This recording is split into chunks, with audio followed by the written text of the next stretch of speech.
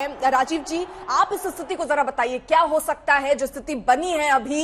ये प्रदर्शनकारी मांग कर रहे हैं कि इस्तीफा दे दीजिए, लेकिन कौन हो सकता है आगे सरकार में? क्या इसका कोई प्रस्ताव भी सामने है? क्योंकि अगर वो इस्तीफा दे देते तो और क्या हालात बनते हैं फिर श्रीलंका में?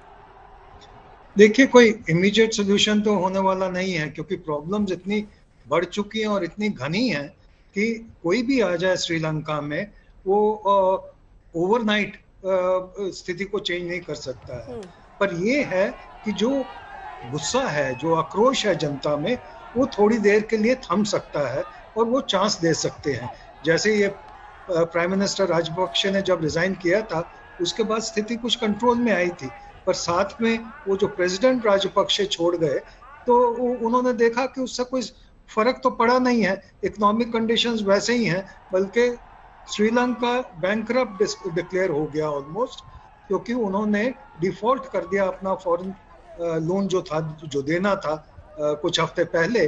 और ये पहली कंट्री है एशिया में जो इस सेंचुरी में डिफॉल्ट घोषित कर रही है, और ये पहला बार है जो श्रीलंका ने डिफॉल्ट किया है। दूसरी चीज ये है कि राजपक्ष ने अपना एक फैमिली बिजनेस बना लिया था श्रीलंका में रूल करने का, और करप्शन की हद कर दी थी। तमिल्स को इन्होंने मार मार के अपने अगेंस्ट कर लिया। फिर वो टेरर अटैक जो मेजर हुआ एक चर्च पे, उससे क्रिश्चियन कम्युनिटी नाराज हो गई। फिर कोविड के टाइम में जितनी मिसहैंडलिंग की, और स्पेशली एग्रीकल्चर सेक्टर जो एक इम्पोर्टेंट सेक्टर है, उसमें राजपक्ष ने डिक्लेयर किया कि भाई अब से ऑर्गेनिक फार्मिंग शुरू हो गई, तो उससे पूरी राइस कल्टीवेशन इनकी खराब हो गई, चाय की कल्टीवेशन खराब हो गई, तो जो एक्सपोर्ट का जरिया था इम्पोर्टेंट, वो खत्म हो गया। टूरिज्म इंडस्ट्री वैसे बैठ गई थी, उसको नुकसान हुआ। तो अब ये सब रिवाइव करने के लिए सबसे पहला कदम उनको उठाना पड़ेगा कि जो सब्सिडी देते रहे थे, जो मुफ्त की चीजें बांटते रहे थे, वो कम करनी पड़ेंगी। पर जैसे ही वो चीज ये लागू करेगी कोई भी सरकार, फिर आक्रोश हो जाएगा।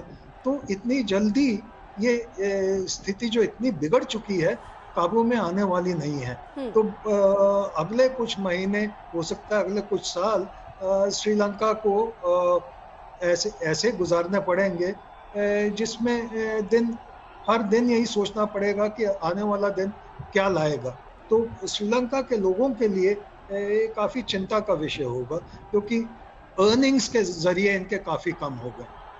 जी ठीक है, अचल मल्होत्रा सर भी हमारे साथ हैं। सर, जिस तरीके की स्थिति है, क्योंकि 11 मई को महिंदा राजपक्षे भागे, वो छोड़कर उसके बाद ये कहा गया, क्योंकि पहले तो आपकी नीतियां थी ही खराब, जिसकी वजह से आज श्रीलंका इस स्थिति में है, लेकिन बावजूद इसके जब आप देख रहे हैं सड़कों पर प्रदर्शन हो रहा है, इस्तीफे की मांग हो रही है, तब भी कुछ ऐसा विकल्प नहीं रखा गया जिसकी वजह से ऐसी स्थितियां ना हो। उस दिन तो केवल घेराव हुआ, आज राष्ट्रपति भवन के अंदर पहुंच गए प्रदर्शनकारी। देखिए, जाहिर है जो कॉस्मेटिक चेंज हुआ था उनके महिंदा राजपक्षे के जाने के बाद, उसके बाद कोई ठोस कदम नहीं उठाए गए, और जो गोताबाया राजपक्षे हैं, गो गोता कैंपेन जो है वो रुकी नहीं थी। और जब से उन्होंने एग्जीक्यूटिव प्रेसिडेंसी बनाई है, पावर्स भी उनकी बहुत बढ़ गई हैं, और पिछले 10 साल में जो उन्होंने गलत डिसीजन लिए उसके बारे में तो सब लोग हम चर्चा कर ही चुके हैं।